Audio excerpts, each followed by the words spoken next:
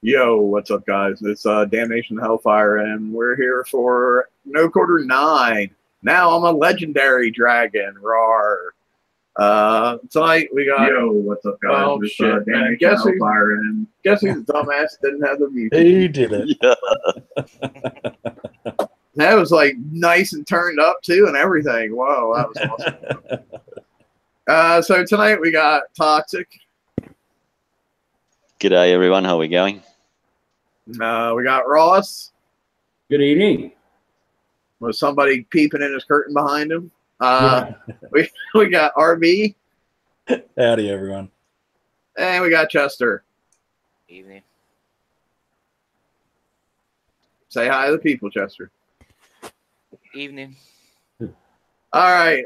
So I guess we're going to talk a little bit about VXP weekend and maybe get into the 117 target and some what we've seen in it, what we think good builds might end up being, et cetera, et cetera. So let's start with Chester. How's your VXP weekend going? What all have you got in Skull? I got my my Hydra's finished getting scalded. Got my blood started.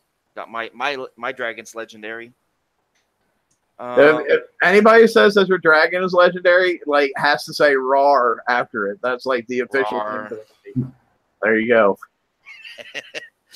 And I've been helping out little people get in some defender tokens that I could until I got bored with it. Cool. So are you finding the amount of targets you have to hit to get your different boats legendary is acceptable or unacceptable? Or I feel that they've made it more this time, because a couple months ago when I got my Bucks legendary, I had to hit maybe 3. On this one, I've had to hit close to 6 times with just a thud cannon. Last time it was like 3 or 4 to get my fleets up. right. It seems like it's doubled. Yeah, But, 6 like, is the magic number. And but the repair I cost also- is doubled, it seems also. I also wonder though, is it that 6 is a horrible number, or is it that 3 was like an exceptionally really good number? You know, because I think hitting 3 targets for the Bucks, I think that's the first time we've ever gotten any boat ranked that quick. Yeah, that was an exception to the rule. In all honesty, that was kind of, we can't, if we're using that to go by, that wouldn't be right, because that was a little bit out of character, in all honesty. So yeah, I have like a whole little thing I want to go on about VXP and targets and whatnot, but I'll save me for the end. So, RB, what do you got going on? What did you rank? What did I rank? I did the three dragons, RAWR, and I've done my blood Hydra and finished off a boulder. I think that's all I did. Cool. Not too much this time. Ross? Well, I did have a boulder to finish, and I sculled 4 of the RAWR ships here, so I did that, and that they went pretty quick. You know, I only have one weapon and 1 special on, and so that was pretty painless. But I did the same thing I always do. I put the Grease Monkey crew on in the base, and I put the triple salty on when I send it out, and I just swap it back and forth and get out of that 10 coin repair or 20 coin repair and make it a 10 coin repair. And it's relatively painless, you know. So I think it was 6 or 6 times, I guess. 7 times. I'm not sure. It's 6. If you go triple salty 6 times. Okay, Yeah. 6. And see, I didn't count. I know Filthy people. coiner. Yeah, I know people are having issues with the boon. I got a friend who's actually hit 10 targets, and it's not ranked. But I think, yeah. Well, isn't it all based off the health that the hull has? And since that hull has so much freaking health, it's going to take a long, long time. Yeah. Yeah, I don't have the boon. So, I mean, I can see it taking a while. But, you know, the good thing actually on that particular hull is if it's partially built, I guess it would, you're going to possibly be earning the defensive tokens at the same time, you know, if it's in with another fleet, a fleet of Buccaneers. So you could be actually ranking and earning those tokens. Yeah, I know. I myself, my boon, I don't actually plan on putting anything on it. I'm just going to use it for its healing ability. So, like, I'll keep it in my dock, and then I'll hit a target, and I'll take all my damage, and then I'll go back to my dock, put the boon in, and go hit a cargo, and heal all my other boats up, and then go back in my base, and my boon will be repairing while I'm hitting my next target. So, to me, I don't care if it's, like, 3 months from now before it finally gets to skull rank, because I don't really plan on doing anything with it. That's just me and my personal way I'm going with my boon. Yeah, that much piss farting around would drive me mad after a while. I've done it for the first few times, but yeah, nah. I ended up armoring my boon and I'm putting all the weapons on it and specials, and it's just part of the fleet now, and it can heal the ships either at the start or at the end of the target, or even in between. It just heals them, and it's got the extra firepower in there. So yeah. That's what I'm done. I mean, mine is up to what 62%, and that's probably where it's going to stay, because it needs to be repaired, and it's not going to happen before the time runs out on the hundreds. So yeah, that's just me though. And RAWR, I've also sculled my my dragons, and I've got my Hydra to 71%, and that's good enough for me at the minute. And that's all without coin, because I've actually found 3 12-hour garrison repair tokens, and that helped me get through there 3 times without having to repair. So that was good. Didn't cost me a thing. Nice. Cool. Who is that? Oh, What's playing up, Mike? football with his mic. Yep.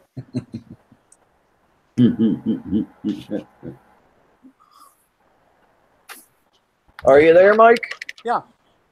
How's your VXP weekend going?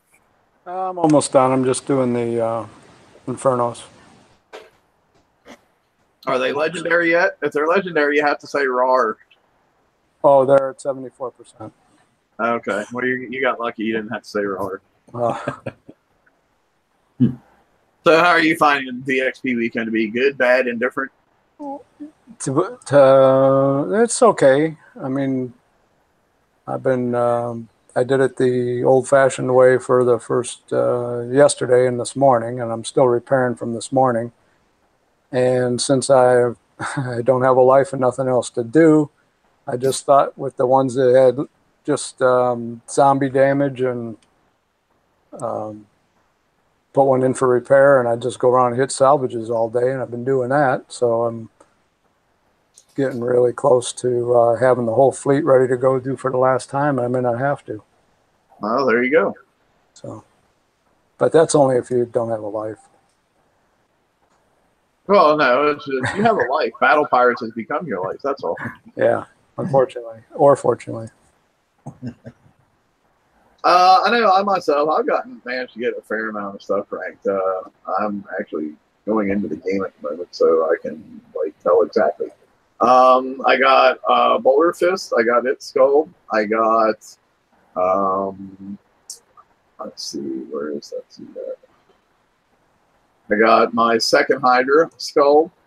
I have got both of my Onslaught skull. Well, you want to talk about something that takes a while to get skull hitting these things. You would complain about the Infernos all you want. Onslaughts are way worse. So I have, here's a funny one. Two of my holes for my Inferno Dragons are legendary, RAWR.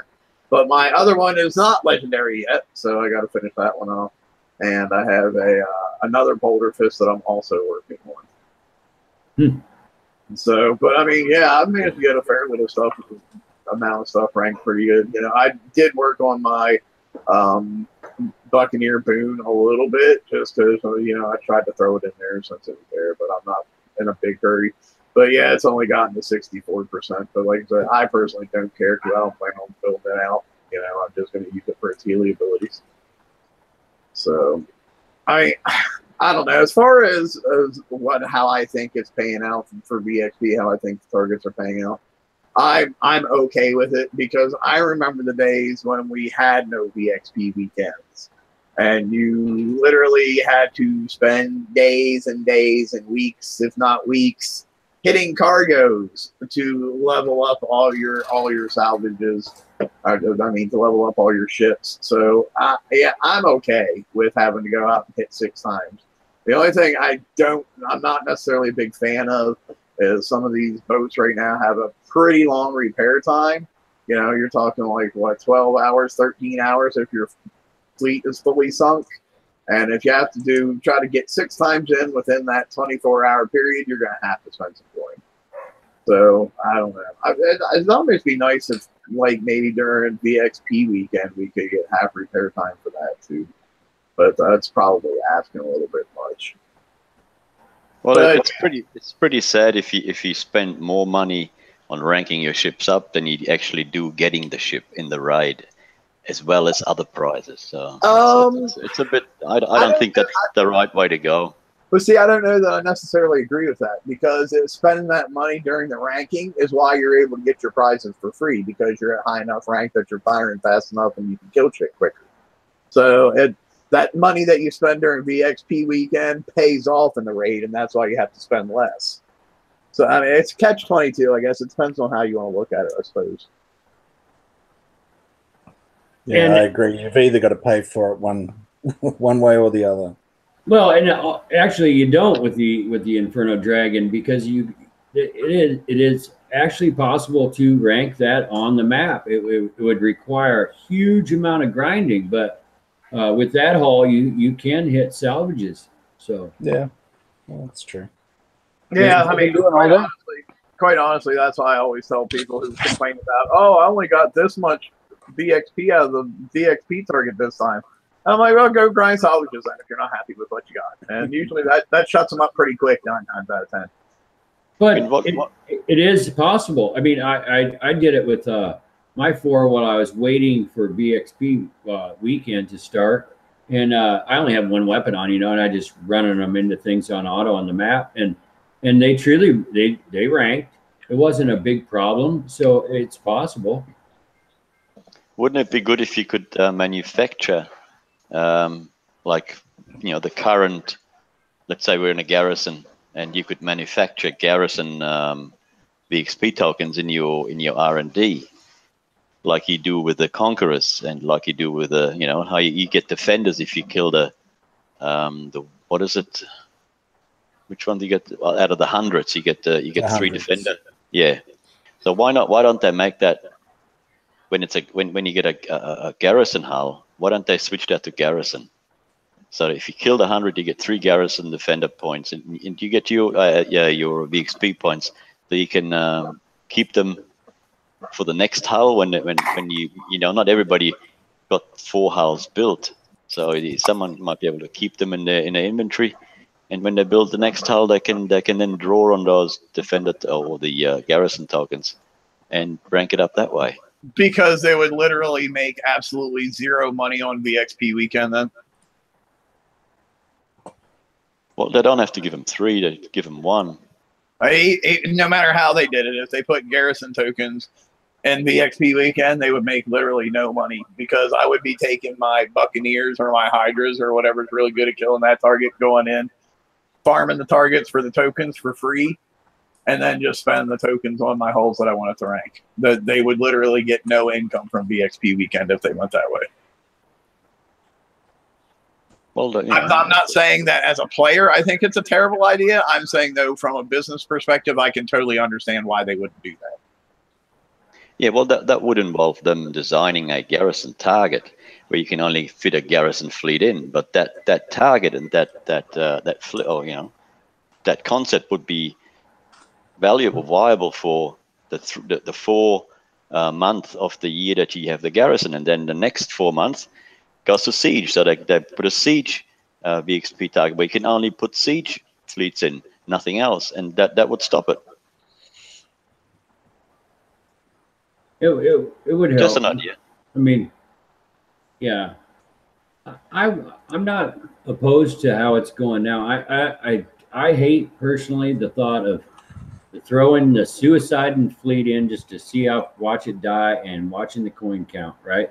But in the same hand, I'm for it, because I don't have to spend endless hours ranking on the map, and me personally, I would prefer to spend the 10 coins that I threw at it, and it was actually expensive, where there were 60 coins for me.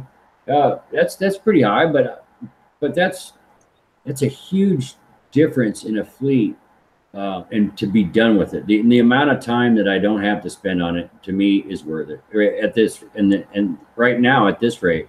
So I mean, I wouldn't be for 20. I'm not saying if I had to coin it 20 times, you know what I mean? Then I'd be upset, but I'm okay with still. Yeah, I mean, like I said, I'm okay with the amount of EXP the target's paying out. It's just my only problem is like the repair times that are associated right now. Having like a 27-hour repair time if your fleet's dead with 13 coins or whatever. That's a bit ridiculous. Or I meant 13 hours repair, 27 coins. I did that backwards. But yeah, that's a bit ridiculous. So I wouldn't be opposed to necessarily maybe seeing half repair time during VXP weekend. I mean, realistically, I would like to see him see him cut the repair time for those hulls in half permanently, but I know that's probably not going to happen. So I'm gonna try to opt for the battle I might be able to win, as opposed to try to fight the battle that I know I'm going to lose. Yeah. Hey, we had a half repair weekend, or last month, or this month. That's unheard of, for no reason at all, and that's truly the case. That happened. So, I mean, yeah. So we never know. Yeah, I think that was a choice of, hey, there's a new guy in charge, and here's a little something extra. Don't hate me for all this shit that my predecessors done over the past year. I think that's what that was all about. Man, it was the best little stretch in BP I've had in a long time. I could choose what I did, and I saw it all over the map. People were doing different things with that half repair. They really were. Some people were filling up. Some people were, hitting bases, and others were doing campaigns. It was great to see. That was my favorite in a long time in this game. Yeah, I mean, there was a ton of activity. There was a ton of activity that weekend. Like you were saying, you saw people doing all kinds of stuff. What surprised me is because, if you remember, I did that poll, what people did with their 48 hours of free repair. It amazed me how many people were just like, I took this half repair time to actually get caught up on all the chores that I normally hate doing. Like, farming my titanium and farming my base parts and farming my uranium and all that stuff. Because, it's like, why not do it while it's half repair time? Right. And it was up to them. That's what the good thing about it was, that everybody seemed so happy about it, because they got to make the choice on what they were going to do with that half repair. It wasn't just for base. You'd always have that one, somebody's left out no matter what, Yeah. Yeah. So, yeah, half repair time affects everybody across the board. So, yeah. Hopefully we'll see that more often. Just here you go, out of nowhere. Wait, do you remember? It was funny because Vlad actually complained because he didn't have advance notice about it. It's like, really, dude? Really? It's like, why do you need advance notice for, oh, you're going to have half repair time? You wake up, you say, oh my God, half repair time. I'm going to do all kinds of crazy shit. You don't need advance notice for that. Right. My game, I'm not. There was one point in my life where I was planning. I made sure I didn't plan vacations on raids and things like that. So I guess I've been guilty of that myself. So planning, but I'm not that extreme any longer. So I don't know. What else you guys want to talk about? What's everybody building? I mean, is anybody hitting bases? How about that? Nah. No? I'm still building an Elvis, and after the Elvis, I'm going to build another Elvis. That Elvis is going into the base. It's going to sing for the crowds when they come in. Yeah. I've been actually hitting bases for a little while, and then I haven't hit anything since the new missile came out, though. Right. I haven't been in a big hurry to watch my freshly skulled onslaughts like go sink into the bottom of the channel when they get hit by a missile. Right. That Elvis is going to be a great addition to the base. Oh yeah. They really are an effective haul, and they stand up to a lot. So I like those. As far as base hitting goes, I've watched I've seen some strange stuff, with the missile. I have to say that sometimes I've been getting lucky, and it's not hitting me very well. And I'm just not sure because I don't know the players that I'm hitting so far. I'm not able to ask them and to find out what the specials are that make some so drastically different than others. But I'm seeing a huge difference. And so I wonder if I know some people, maybe if they opted for range specials over damage specials there, because several of us I know have our missiles set up to where they're doing over 1 million points of damage, and that's even without the Legion bonus. But if you use different specials, you're probably only doing around anywhere from 5 to 600K. So, and then when you cut that in half by the 2 salvos, you're looking at like 250 to 300K. So then after you take turret defense and stuff into consideration, and then deflection on top of that, then it's yes, I can see why those missiles set up in that particular fashion might not hardly be damaging you at all. So yes, that could be the case. And so I want everybody to know, make sure you check on what your specials are, and and also positioning. This is a hugely effective turret. Huge. I mean, it stops lots of hauls. Just because the damage alone. But you got to remember that in positioning, this thing really needs time to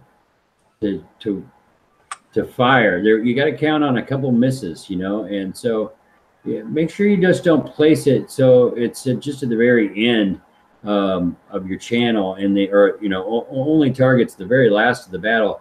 Make sure it's in the beginning of the battle a little bit. The reload time on it's what, 9 seconds or something, I think. Yeah, let's look here.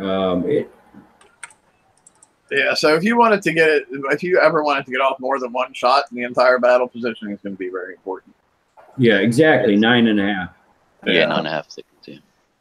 Yeah, but if it does hit, it pops. Elvis, 1 hit, down it goes. Boulder Fists, 1 hit, down it goes. If it does hit, it doesn't always hit, but when it does, it hurts. Right. It's a wonderful. I'm hoping that there's more offered in the future soon, actually, because we're limited to 2 right now. I wonder whether that's not going to be just the way they're talking, whether it's not just going to be missile. I'm wondering whether there's going to be 2 offered as ballistics and 2 offered as radioactives and 2 as, whatever. And then they still, come together as 8. That'd be nice. You know, I actually don't have any idea what's in store. So No, this is just the an way idea. the way I read it, it was just other missile ones like this would buff these. You know, it's kind of like a Sesame Street where they all had to be the same in order to buff one another. Is the way I took it. that's what I was understanding too. A little bit. I personally, I hope they don't come out with a lot more of them really quick. I want to, because since they all buff each other and these things are pretty powerful in the first place, I don't want to get to the point that's like, well, okay, we gotta have 4 of these missile turrets and now nobody can get in my base at all. You know, I don't want to see that happen, because that's no fun for anybody at that point. Oh no, I totally agree. I'd rather be somebody who said, yeah, that can even get flattened myself. You know, I'm getting flattened still, but not as often, and I haven't been really hit that much since the 2 turrets are at full.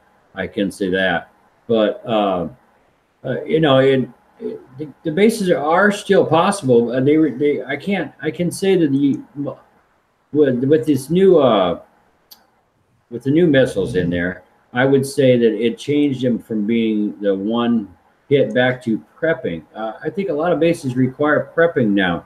I mean, the top end bases, and so I like to see that myself. It's really good to. I like watching the good attackers and the good battles in the bases. I really enjoy watching some of the really great designs that I've been seeing lately. You know, not every. I don't think everybody has the same design anymore. You know, and I like that.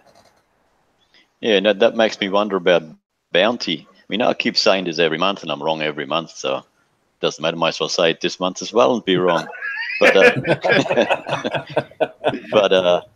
you know, if you got those 2 turrets in, I wonder whether you're going to get hit a lot. You know, once people see that, oh, you got those 2 executioners in the base, I'm not going to worry about it.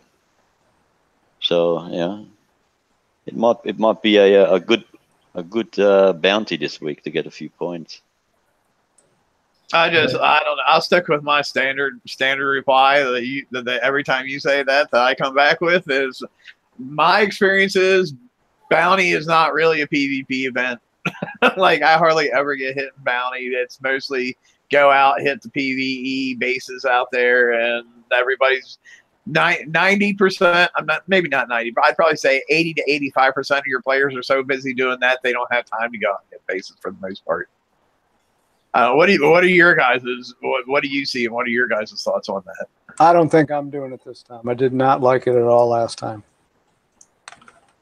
Even with a good build, and I could have got an onslaught and I didn't. But none of that just doesn't appeal. What do you not like about it? I'm just not a PvP type player. So I like to try and have good enough base defense so that I'm not a farm, but I don't have the desire to go hit bases. And then that period of time where you're out hitting the PvE targets, yeah, you're going to get hit. So that's fine. And you just wait out the time or what have you. But it's just not my style of play. Yeah, for somebody who's not a PvP player, or really has no desire to be a PvP player, I can see that, because the prizes give you no motivation, you know, because it's all PvP prizes. So you're like, well, if I'm not going to go out and be a PvP player and hit bases, what the hell do I care whether I have an onslaught or not? Right, and I 100% did it last time just because of that King's Road. Gotcha. And the fun of doing it, and that was exactly the reason I did it. And I guess I wasn't truly sorry that I did it, but it didn't benefit me really, other than a little more stress than I wanted. Well, possibly, you know, we don't know the secondary targets, you know, like the possibly turrets, or we have that might change the day of the, you know. I've said to myself, I'm not doing these bounties anymore because certain things I don't like about them or whatever, but I always end up doing them for the simple fact that it's it's sometimes I look at it as no matter what, I'm going to get free prizes, and I really am. If I look at the drop rate and then I look at if I do very little to nothing, I can get at least a prize. And so then that draws me in, and then I get in there and I'm like, well, hopefully I'm on, and it all truly works out to really being on when the magic drops are. In all honesty, it does. Unless you can go around and at the very end, that last day, there's some bases that are worth quite a bit, but until that point, the main payout is worth. It's not worth hitting the bases. It's hitting the map targets for little damage. Mm-hmm. I just hope they haven't changed it to the map targets from last time, so that the last fleet's still good. Well, you'd know after the first hour or so. Yeah, after the first time one you hit, I guess. Yeah. Yeah, I mean, you can hit it without opting in. I mean, that's a good thing, but once you hit that opt-in button, you're screwed. Yeah, Depending on how you look at it. Yeah, I'm gonna hop in straight away this time. So, and if it doesn't work, well, then I'll just collect the 2,000 if I can, and whatever I get, At least I get something. Yeah, I mean, that's probably, like, honestly, like, I was not big on bounty when it very first started, but I'll be honest, anymore it's like one of my favorite events because I can, like, literally sit on my ass if I choose to, not spend any money, and just get those grants and get at least a prize that way, and, like, literally had to do nothing for it. And if I actually get motivated and I want to go out and send my King's Writs out to auto targets, for instant map repair, I got probably like 2 or 3 of them built like that because they weren't doing anything else. So I can rack up points pretty quick, sending 3 of those things out to auto at a time. So I like bounty. It's quickly, like I said, become one of my favorite things because I can just casually do it while I'm watching TV and get a bunch of points and get prizes and literally not have to spend time. So let me backslide on you a little bit.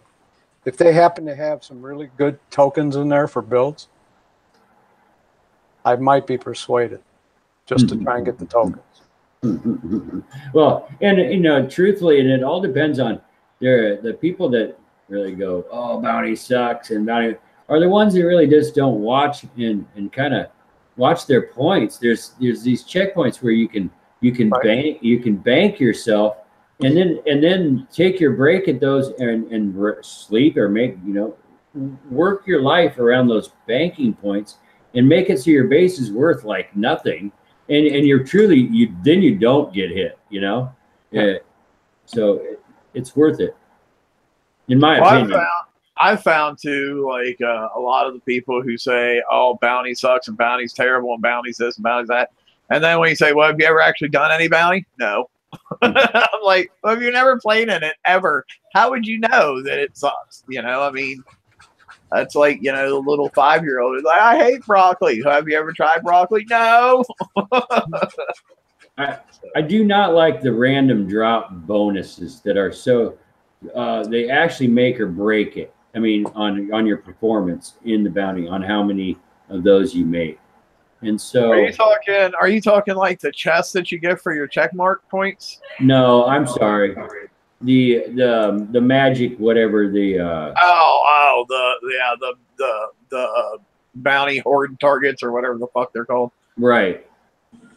And so and some people work, and so and they're just not possible to be on so many hours to randomly catch those. So I guess if there's anything I'd like to see changed is maybe I don't know if they could make those not random. Then maybe too many people would score points and not be on the rest of the time. I'm not sure the answer, but I'd like to see that adjusted. I think me myself, if I were to change one thing in bounty, it would be the way that the whole golden nexuses work.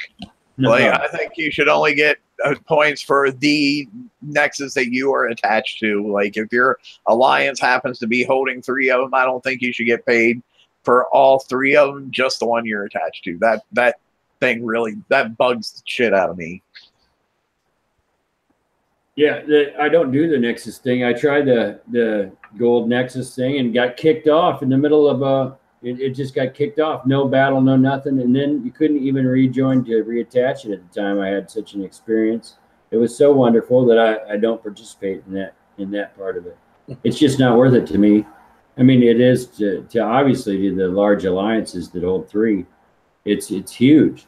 The amount of points if you just look at that, it's pretty huge. Well, and it ends up being, the alliances who get the most points from doing that are honestly the alliances that need those points the least, because they tend to be the alliances who can go out and get their amount of bounty in different ways. That tends to be the PvP heavy alliances in the first place that could actually be out hitting bases or have the fleets to go out and hit all the map targets to get, points out of them. And I don't know. It's just, I'm just not a big fan of the way that whole thing works out. I'm really right. Readdress that. It's not for the little guy. That's for sure. Yeah, because quite honestly, if you only got paid for the one that you're hitting on, that you're attached to, then most of those big alliances who take over 3 would probably cut back to 2, because I can understand them wanting 2 because you can only attach 50 people or 48 people or something per nexus. So yeah, a big alliance would have to take over 2 to get all their guys on it. But when you start taking over 3, you're just out to get the extra points and screw other people out of points at that time. And I don't know. You should only get paid for the battles that you're fighting, and that's what PvP is all about, in my opinion. What do you think, RB? I think I'm saving all my Conqueror tokens so I can hit the map targets for next week. Cool. What about you, Chester? You That's probably my main thing. So you gonna jump in on some bounty, Chester? No. No, maybe not. Apparently not. Apparently not. I think bounty's going to be good. I hope that. I wonder if the targets are going to change and how they're going to change. I hope they don't. But I think the top end targets that we started out with at the last bounty will be the same. I don't know that they'll necessarily bring back the targets that they brought back halfway through bounty last time, but I'm pretty sure that the other big ones aren't going to change. But well, they did last time, though. I could be wrong. Well, but that's what I'm saying. Usually it seems like when they introduce a new set of top targets, they stick around for 2 or 3 bounties at least. Yeah. I just figured that since we've got this TLC, I'll keep all the tokens. So if there is any changes, I can just, pump a couple of ships out and be done with it. Right. Let's talk a little bit.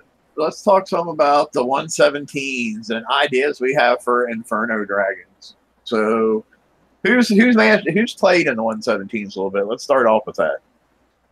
I hit a couple. I haven't tried one yet. Chester, you say you hit a couple? Yeah, I tried both my Ice and I tried the Monos to see what they would do. Zealous Mono, keep them out. They're going to melt like butter. Ice do decent, but they take way too much damage to even be worth it. Even with them supposedly being buffed down a little bit to be hit, it seems like they're taking way much damage than what needed. So let me ask you this. What kind of damage do you think is most prevalent in it? Is it missile damage or explosive damage? Because there seems to be some debate about that.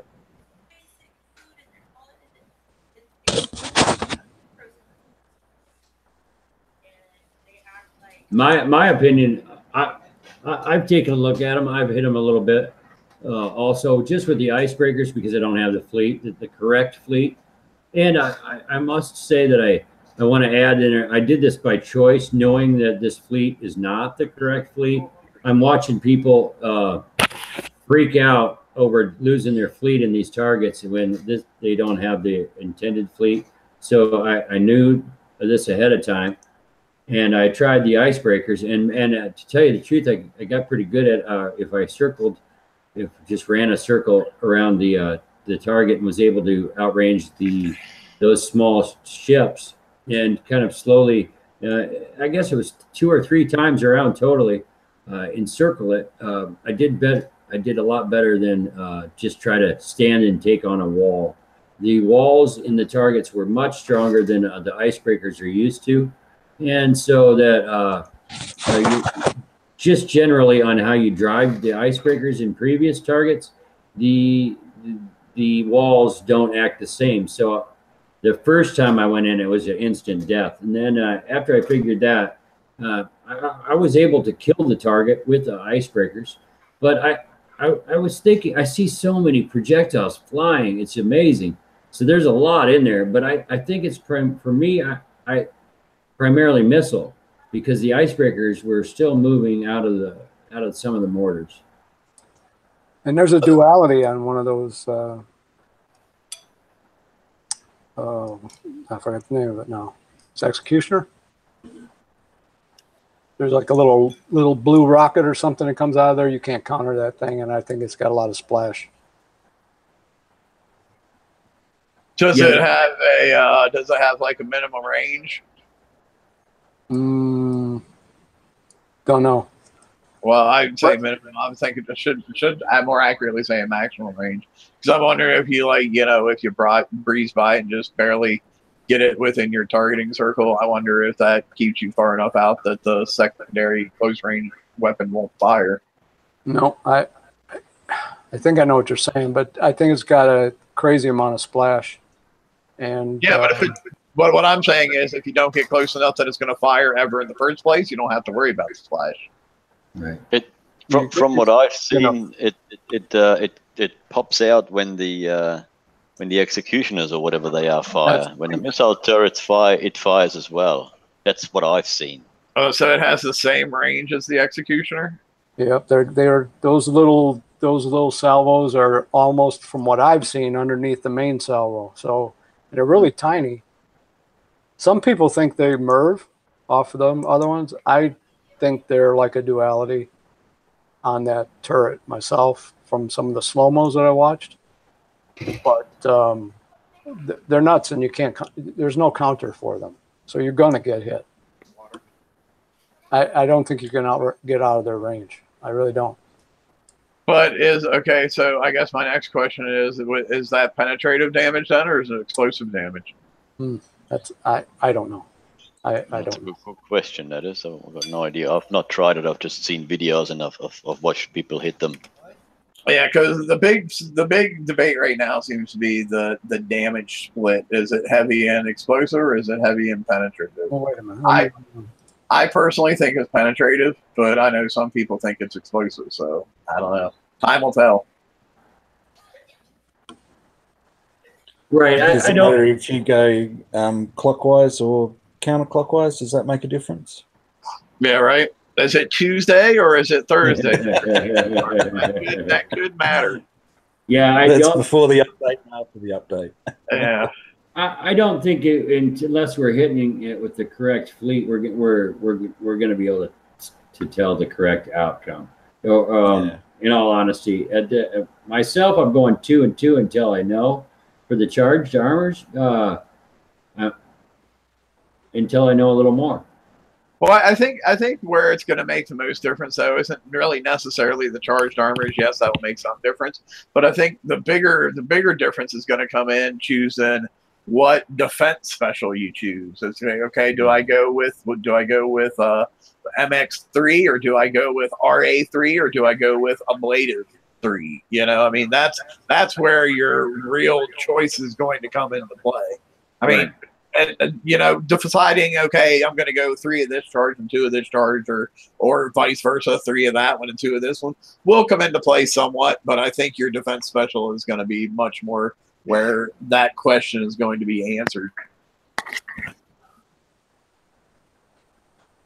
So anybody else have any thoughts on which they think is more prevalent, missile or explosive? Well, from what? If I don't have to give you a reason, I'll tell you explosive. Yeah, that's what I was. I'm leaning towards that too. Well, no. If you're gonna give an answer, then there has to be a reason for that answer. Okay, then I'll withdraw my answer. That's awesome. I really don't have a real good reason, except from what I was watching, it did seem like the explosive charge was going faster than the other. So based on that, maybe, if that's an answer. I know what's making me think penetrative is I know there's a whole lot of missiles in there, and there's a whole lot of missiles that you cannot shoot down. Whereas mortars you can probably outrun, and mortars you can shoot down. Oh, and those mortars are real fast too in this target. I know. That's why you have to have projectile speed on your for your countermeasures. Mm-hmm. You know, so you can get to them just as fast as they're coming to you. If you're running your countermeasures with no projectile speed bonuses to them, like say high velocity rounds and subaquatic propellant on top of that, then yeah, you're probably going to be taking a whole lot of mortar damage because you're not shooting them down fast enough. But the other thing is, even though there's a missile that comes flying at you, it may look like a missile, but what the damage is, we don't really know. That's right. Yeah, that's something, honestly, that's been a trend lately that is really starting to get on my nerves. That, like, you know, they'll put weapons in and they'll look like one thing because we're used to what projectiles look at and that then look like, and that tells us what kind of damage that they're doing. But they've gotten to the point now, it's like, well, the projectile looks like this, but it's actually putting out this kind of damage. And I'm not a big fan of that crap. I mean, I can only tell what I have seen. And the projectiles that come out of that executioner, they look like missiles. But then you've got those other little green little things or whatever they are, or blue or whatnot. I don't know, do they look more like a little bomb or something? I don't know.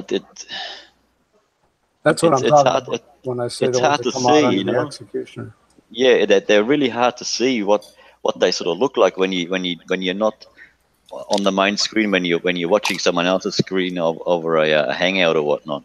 So now, it's really hard to see. Is it a totally separate projectile, or could it possibly just be like the projectile is glowing, like maybe it's a critical or something? Because I know, like, remember UAVs, how UAVs glow when it would shoot out the crit ones? No, it's more like it. It's like you got to imagine a normal executioner, and the projectiles look like the normal executioner projectiles, but just a little bit underneath, there is the other ones that are coming out, and they're very hard to see because of the water and of all the other crap that happens. So they're probably on a little bit of a lower arc than what the normal missiles are. And from a guess now, I would say it looks like a little, you know, like if you draw a bomb, it's got the little fins at the end and the body and whatnot. That's what it looked like to me, but I you know, it's hard to see. Don't quote me on it. It would be nice if, like how Rampage came out with a write-up on each one of the turrets for the raid. Here's what it is, here's what it does, and here's what it can be countered by. It would be nice if he would do that for the new FM target. I think I'm going to suggest that to him. And the other thing that I've heard, as I've not hit any of these, is that they cannot be shot down with any of the. Well, you can't see that they've been shot down. Yeah, I think we talked about that a little bit already. Yeah. Okay.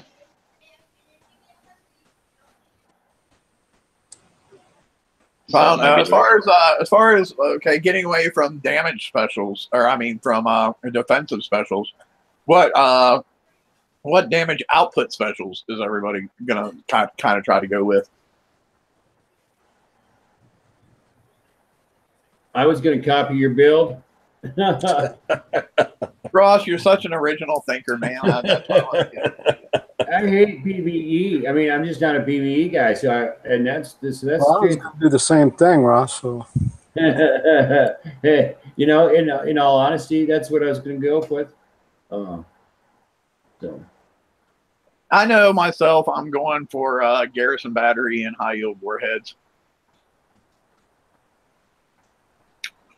As far as the two main damage output special ones, I'm going to go with explosive system 4. I'm going to go with the new engine that gives a rocket reload. And then I think I put on oh man, what's that thing called? It increases splash. I can't remember the name of it though. Narrowed firing, I bet you. Yeah, that's the one. I put that on there. Yeah, I know we talked about that because the spread of these rockets is so high that you probably want to pull it in a bit. it is. What are you going to do for an engine? You're going to go with the Mag 3, or are you going to go with the special that came with it? I'm going to go with myself. I'm going with the new engine that came with it. I sent you a picture. It might or might not show those little rockets. Let's see if I can find another one.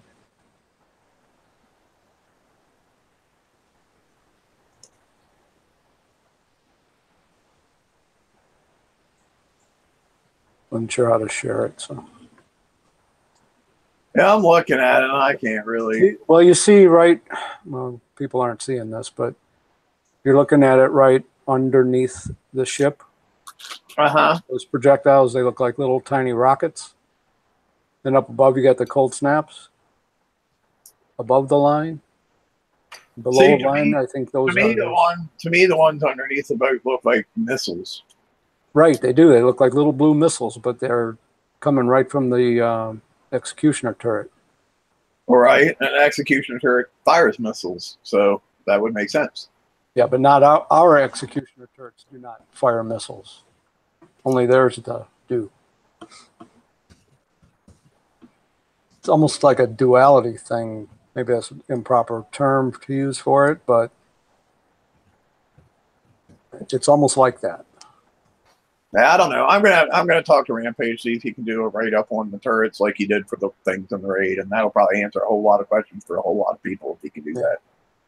And if you do the hover over the info thing on the target itself, it says exactly the same stuff as a 111 and 115. Maybe they didn't update it yet, but that's what you got so far. And how's everybody doing in the campaigns? They doing the March to War? I think is a great one. I was glad to see that out again. You know? No, hang on. Before we go into the campaigns, I really want to see if anybody else has anything to say about builds on the Inferno Dragons. Oh, all right, good deal. Yeah, I will just say I'm totally combobulated at the minute. Whether I should go for penetrative, whether I should go for explosive, or whether I should go for an in between like an alloy, or should I go for a high damage, or should I go fast reload or low reload? And I really don't know. There's so many things out now that I'm just going to wait. I'm just going to build the hull with a few rockets and countermeasures on it, and leave the rest until it's all figured out, I reckon. Because it's going to be a lot of refits if you get it wrong, and it's going to take a long time. It's going to take a long time to build in the first place. Yeah, exactly. And they put 4 countermeasure slots on those hulls for a reason, I think. So people shouldn't be filling those top 4 with weapons until they understand, because you can't. I don't think you can put the countermeasures on the other slots. No, they're just countermeasures. Yeah, that's another thing. Should you go with like a really fast hull with 8 weapons on it, and you just fly by and kill everything really quick with high damage output, or do you need the countermeasures and slow the ship down a little bit? It's really hard unless you got a whole heap of cash and you can test a few things out. But until that's done, it's for the normal pirate. Yeah, I'll just wait. I'll build as much as I can, and then I'll just wait and see what goes on. Well, and like I know something that interests me myself is I know Zeloses can't be used as a tank in the new target. They die extremely quick.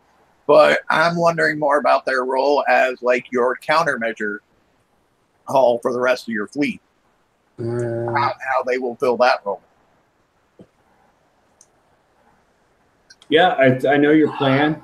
Your plan is, I think it could be possible. You know, I haven't seen it. We haven't seen it done yet, but I like your idea because then you can have the correct specials on a countermeasure ship. And you know, in all honesty, the with the Inferno Dragon set up with the 4 in front countermeasures, I'm not. You know, do we want a countermeasure? You don't want a countermeasure special on that hull. So, I mean, really, I don't have plans for it at this time. But so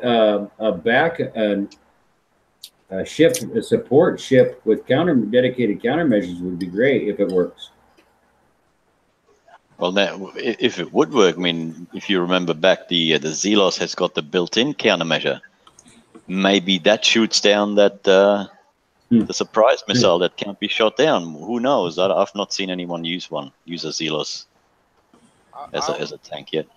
I personally want to wait to see what the lead ship does, because they might do something special for it to give it some kind of boost in defense. Yeah, there's another twist, the lead ship. You know, that's what. Are we going to get one? We're going to get one. Oh yeah, I'm sure we're going to get one. That's with battle pirates. Every freaking fleet out there has a flag. Right. No, and this is it needs a well, it doesn't need one, but yeah, it'll work well with a flag of some type. I mean, if I could make the flag a totally countermeasure hull, then I wouldn't have to worry about the survivability factor of my Zelus in there.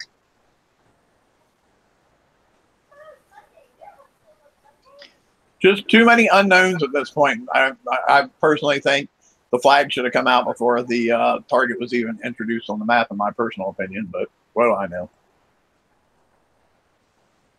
Well, a proper explanation should have come out long before the things were on the water, of a bit of an idea of what the target looks like, a bit of an idea of what the weapons are that are in it, what else happens in that target. That's what it should have come out, like, you know, a month or two ago, before these 117s even hit the map, so that we could sort of have a bit of an idea and in our, you know, in our heads, and maybe in the shipyards, play around with it with a few ideas, and then once they hit the water, then you could test those ideas. But if you get sprung with something like that, then it's very hard to react to it straight away. Also, remember they said that these are somewhat detuned. Yeah. And if they are detuned, I hate to see what they're going to. You only need one credit card for the next slot. You need 2 credit cards to play. Yeah. Well, I don't think we've seen the correct fleet hit it. In all honesty, I haven't seen them. You know, so I don't know. I haven't seen anybody hit it with a Skull Bolt fleet. But I mean, I'm sure they're out there. You might see it now. Start seeing it now after since VXP weekend just happened. Right. Because I know there are a couple people out there who had fleets that were built, they just weren't sculled.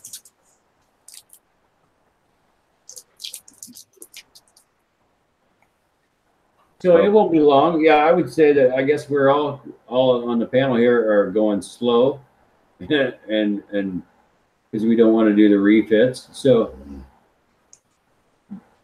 But, yeah, I mean, you can only go by what you've seen, and I've seen, like, you know, decent players that know about, you know, how to play the game and whatnot, and they walk away between, you know, 5, 6, 7 hours worth of damage doing one target, and they did it with 4 ships, and that's just crazy, you know. Yeah. Okay, I haven't seen that. That's a little high. That was that's with icebreakers though, and.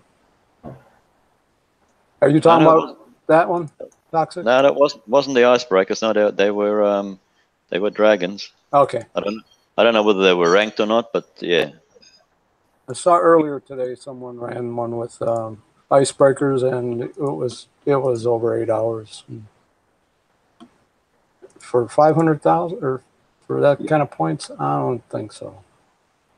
I'll grind me some 111s. Well, I just hope the 115 doesn't go away, so that we can at least. If they take that away, right? Yeah, I hope it doesn't go away. I hope one of I hope they make everything a little bit easier from the 115 onwards, so that the lower level can go away, and the next level that comes down will replace the lower level, but the same difficulty, you know. Yeah. It does feel to me like every time they do some of these things, they don't think about the lower part of the player base, their ability to get in the game, and it's all geared towards the upper guys. Yeah, it's generally the case. Feels that way to me.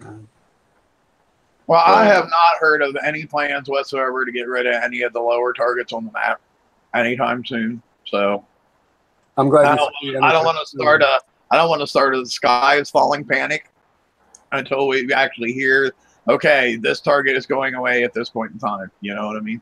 Yeah. Right. I think they need to keep at least the 111s. I don't care about the 115s. I'd grind out on 111s. I mean, it's a bitch to do, but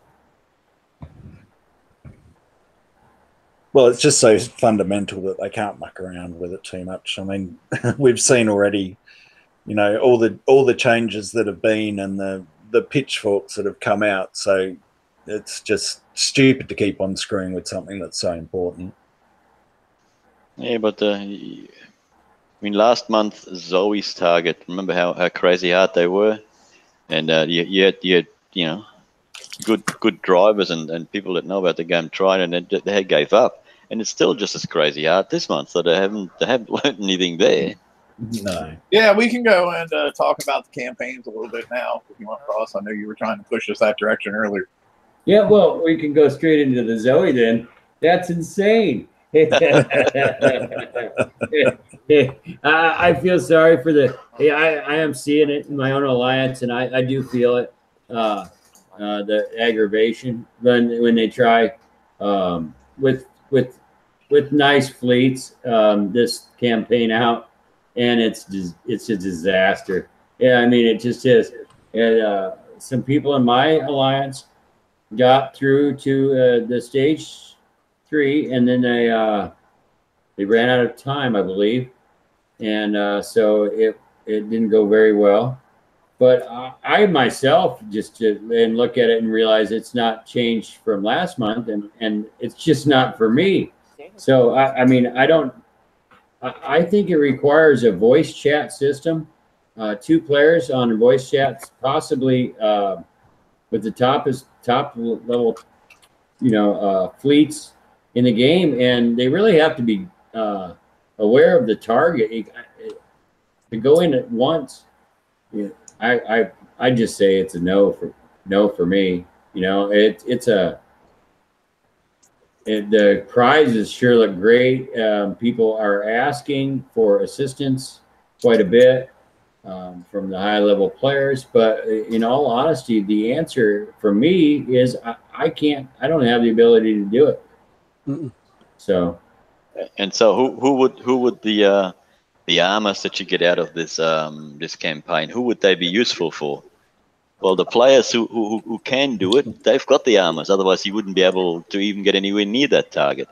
And the little guys that want them, they will never ever gonna get that. Not in a month of Sundays, they won't. Right, and so they even created a bad situation because these little guys don't really understand that we can't do it. You know, that because they see us having all the fleets for there are, and we do have all the fleets, some of us. And when they ask us, and I say, I'm sorry, I can't do it. They truly, I understand their feeling of going, yeah, right. But I want them all to know it's truly the case. I mean, I can't do this campaign.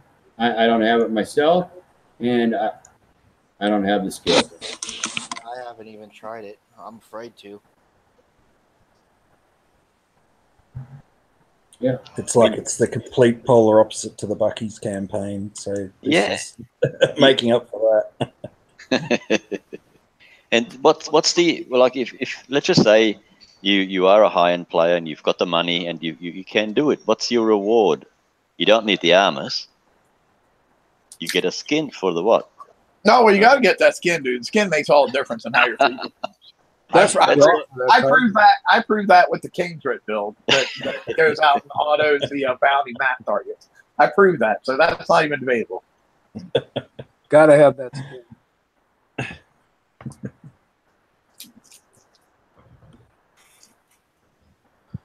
Yeah, I don't know. Like, this goes back to something I was saying, like, a couple weeks ago about I don't understand how some TLCs can be so hit and some can be so miss. And this one definitely falls in the so miss category. Right. But I think the participation will show. I mean, hopefully they see that. I mean, they're obviously going to not get the wrong figures from this one. I mean, they're going to, nobody's doing it. Not that I see. I like the camp that they had before. Oh yeah, I mean that was great. Everybody was able to. Right. That was actually designed on really, really well. Yeah, if they had made it like the Bucky campaign, not as easy as that, because you've got more, you've got different armors and whatnot in, but they could made it a lot easier so that you could actually get right through it, and the little player may be able to help, and he might get the armors for it. That's what I saw is a lot of the little players that can't do these big campaigns. They were able to actually get some of their first charged armors for the first time ever. Now, I've actually have to say this is the first time that I have actually not wanted to try to do a campaign. Yeah. I mean, I usually at least attempt it. I may lose my fleet, but I got a repair button. But for the first time ever, I literally have seen so many people try it and fail that it makes me not want to do it. And I'm not even going to attempt to. Yeah. Well, the other option too is that they'd split it into three prize packs. So then at least, people that can't do the whole thing at least get some armor out of it. Even if it is just X&M, well, it's something. Well, see, X&M is something that you need to do the FM with. That's right. Yeah. Here's my big problem. Like, my bigger problem than anything with this campaign, the difficulty level, is the fact that I don't like campaigns that are mandatorily co-op. I'm fine with ones that the option for co-op is there, but I am not a big fan of a campaign that I have to co-op with somebody else, that I have to rely on another person whether I'm able to get my prize or not. If you want to put in the ability that I can co-op with somebody else and help somebody else out, or if I want to have somebody else help me out, that's fine. But to make it mandatory that I have to do it with somebody else, that shit don't fly with me. So that's the other aspect of it. Most of the people that are higher ups that can do that, like Ross said, I was seeing a couple of people on the page say that they got to the very last section and ran out of time, and then they don't get nothing. Yeah. Right. Which is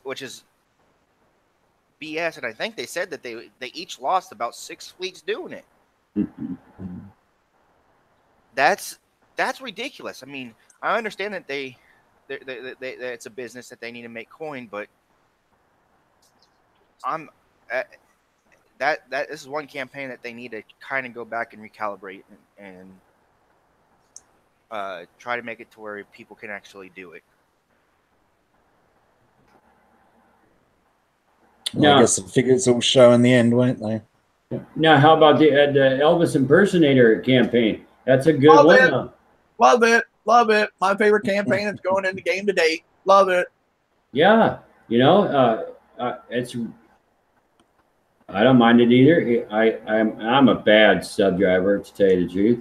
So I take a fair bit of damage, but I don't take the coin amount that it would take for the tokens that I'm rewarded. And so, in my opinion, it's a correct design, you know, and that's with a bad sub driver. And so I like that. Yeah, I'm a encounters. sub driver. I'm a terrible sub driver, but I can usually go through 2 mastery rounds with 1 fleet of subs. Oh, So I can go out and do the whole thing twice and then go in and repair. And you can do the first run through with or the first of it with hunters. Yeah, I think the first 2 prize packs I think you can do, or the first 2 encounters I think you can do with hunters. I've only tried the first one. I haven't done the second one. Oh, yeah, I can't remember 100% for sure because I've been doing it with fangs the whole time. But I'm pretty sure the first 2 encounters you can do with hunters, but from there on out you need to use your fangs. However, I will say I can't remember that 100% for sure. So if you do encounter 2 with your hunters and they die, this is my disclaimer that it's not my fault. I think you could do 1 and I'm looking and remembering the targets. 1 and 2, I would think you could do. Well, 1 definitely, but I haven't tried 2 with my hunters. Okay. The 3 is a no. 3 is a no. I can tell you that. Yeah. The only thing I do get tired of driving all these same targets over and over and over. I would almost like to see them do, and I don't know how difficult this would be for them to do, but like, you know, okay, say last time you used Fang Tooth for this TLC to get these prizes. Maybe the next time you bring it out, you could do like an assault version where you would use your Phoenixes or Skyfires to get the same prize. That way, people who don't have fangs aren't constantly screwed out of doing this campaign. You know, give a little variety to it. I'm not sure how hard that would be. I wouldn't think it would be that hard because I think you could just take these prize packs and apply them to like TLCs that you had designed for other things that had different prize packs. But I don't know. I'm not the programming guy, so I don't know how hard that would be. But just a little bit of variety, so that way, you know, people who don't have fangs don't constantly get screwed out of doing this campaign. That would be something I might like to see change a little bit. Right. We did get all those token things, though. No, they're kind of how it's set on a rotation. You know, this month do it for fangs, next month do it for assault fleets, the month after that do it for siege fleets. You know, just I don't know. A little variety is good, especially in this game. I think the number of tokens offered is great, though. You know, absolutely. So, and I like those type of tokens. You know, people can do with what they want. In a way, I understand they're just conquer, but you can use them these days for base guard and ships to come. You can save those. So those are good. I know I'll be hanging on to mine, waiting for bounty to see what the bounty ship is, and then be like, oh, I can crank one of these things out right away if it's a good, you know. Yep. So definitely. I mean that's my. There's things that I want that those would actually catch up probably in the game maybe, but I have that. You know, I'm gonna keep them on the back burner myself because I want to see that next haul. Yep. Oh, hey, I got a question for you guys. This is totally off topic, but it's something I saw the other day and I was meaning to ask some people about. I've been seeing people that have flamethrowers on their hopes. What's that all about? Drugs. No, that's a secondary weapon. What's that? It's a secondary weapon of the hull. Of what hull? The Hope? No, of the dragon. No, I'm not talking about the dragons. I'm talking about people are having flamethrowers on their hopes. Oh, sorry. Yeah. So I don't know. I always looked at it as a rocket, but I've seen a couple and not like crappy players, a couple good players that have. Okay, Cuttlefish has its polonium thrower, but because it puts a 50% accuracy debuff on it. Okay, that makes sense. Thanks, Cuddle. It was just something I'd seen some people were doing a little bit, and I'm like, and I didn't really, it didn't, a light bulb didn't go off on my head. It's like, okay, that's why they're doing that. Now, are they like, so they're probably not loading it now. They're probably just doing like one or two on there, I'm assuming then. If you're doing it for the buff, then yeah.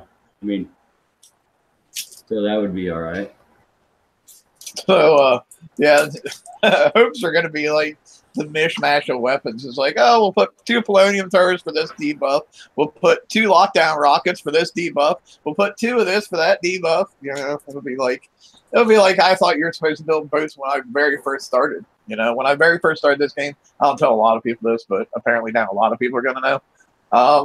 Like when I very first started playing this game, and I thought, okay, well, you should have like 2 of each types of weapons on your 6-slot weapon boat. You know, you should put 2 mortars, 2 ballistics, and 2 missiles, because, you know, that's how it looked like Kickside built their boats. Well, you know, it only took me building one or two boats like that to realize, yeah, this is a bad fucking idea.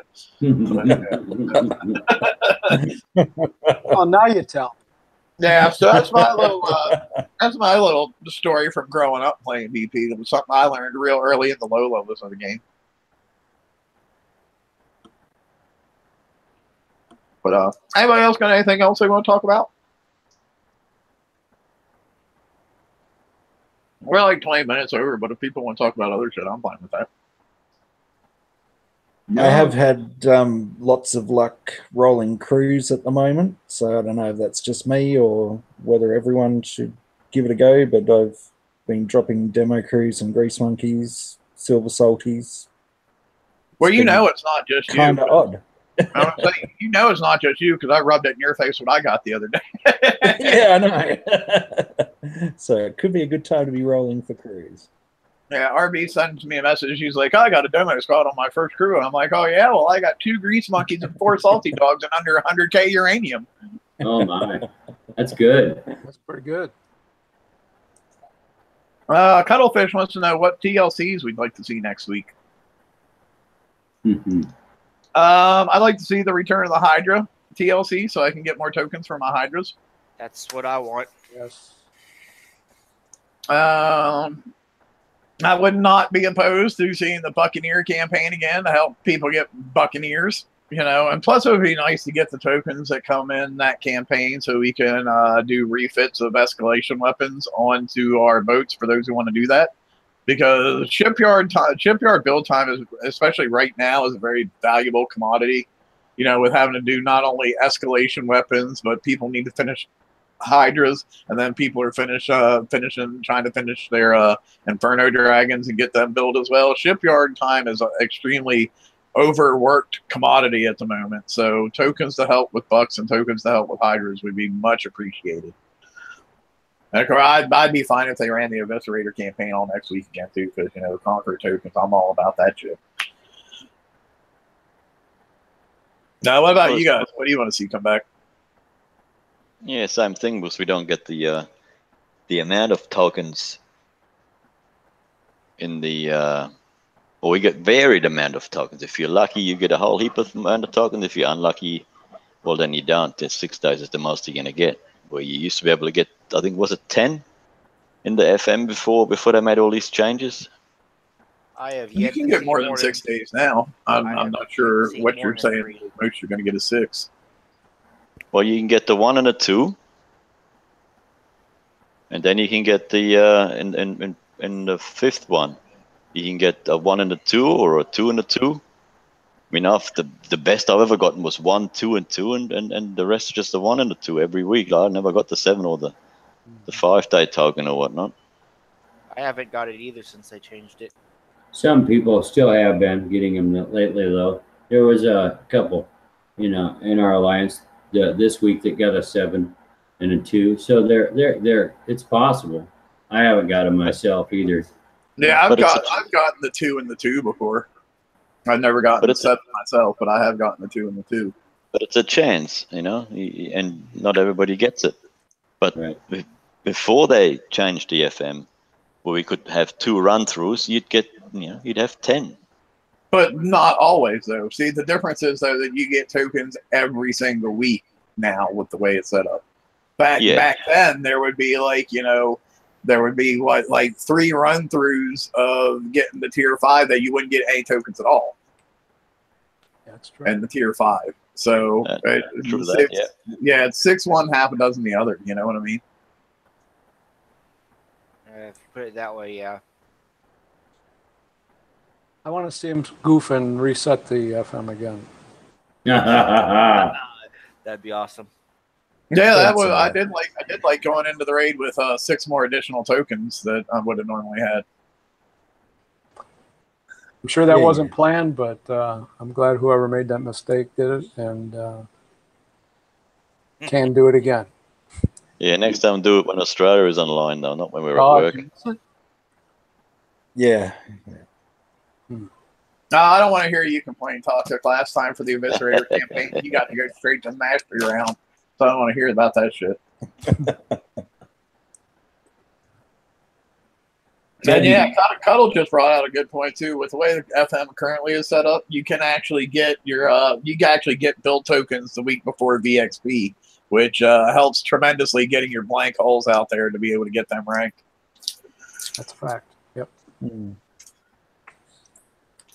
Yeah, good point. Yeah, she also brought up a good point, the tech TLC, that where we can get that extra bonus tech, because there's some stuff that I'm missing that I really could use.